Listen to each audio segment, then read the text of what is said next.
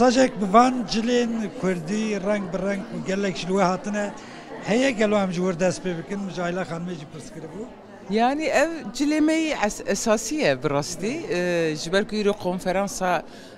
jinên Kurd ê parlamentere herkes taybet xwe xemilandiye me jî cil li xwe kir ji bona em bêjin çanda Kurdî em dixwazin wê jî jiyan bikin bi rastî wekû zimanê Kurdî wekû nasnama Kurdî konferans ji vê alî de gelekî giring e. Baş em cila dest pê kir bi salan em xwe röportaj kin cara ewil deqa vir jî bala mikişan ev deqekî ku qe jê derbas nabe ew deqe we çi ye ez benîm manawî sembolîk Manawê stêrk e ji bona em bêjin fikrandina xerab em dûr bixin ji ber wê enerjiya xerab em dûr bixin. çend salê Du sal zêdetir. tenû çê Ha. baş e pîroz be ez benî baş e proseyek dimeşe prose aştî û çareserî gelek tiştê girîng dibin yek ku em dibîzin yek ku piş perdeyê diqewmin hûn siyasetmedaran ez ji we bipirsim we got ev stêrk e ji bo stêrka vî proseya ku dimeşe geştir bibe çi bar dikeve ser milê jinan ez benî girêdayî vî konferans Yani jin gelekî bar ser milê me ne ji ber ku em dixwazin divê civakê de li ser erdnîgariya me de aştiyekî bi rûmet û wekev mayînde pêk bê gelek sal e yani di dîrokê de jî jin her tim di şerê de di pevçûnê de her êş û elema gelekî mezin dikişînin zarokê xwe xuşkê xwe birayê xwe hevalên xwe wenda kirin bi rastî li Kurdistanê jî em dizanin ku jinên Kurd tim di nava çalakiya de ne tim di nava tekoşînê de ne berxwedan bêjina pêk nayê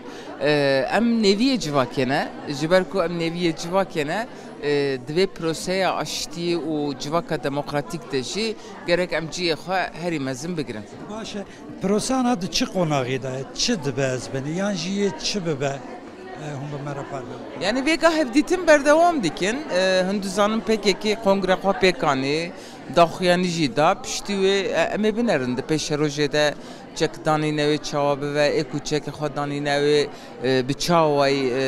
bimeşin ji ber ku di vê alî de bingeha hukukî û siyasî lazim e ji bona wê jî heyetên me ji xwe hevdîtinê xwe berdewam dikin em bawerin hevî dikin û em hewl didin ku ev proseya aştî û civaka demokratîk bira biçe encama herî baş ji ber wê em jî dixebitin. Asa proje yasayek tê kirin ku berî aydî ihtimal heye ku girêdayê rewşa ew girtiyên nexweş yan jî girtiyên siyasî li parlamentoyê çi li vû tevgera ye Devlet Bahçeli banga avakirina komisyonekî ji hemû partiyan ku ji sed kesî pêk tên kirin li parlamentoyê hûn çi daxivin çi got û bêj dikin li ber kamereyan piş kamereyan Yani ji bona çareseriyê rastî parlamentoya rola wê gerekî mezin e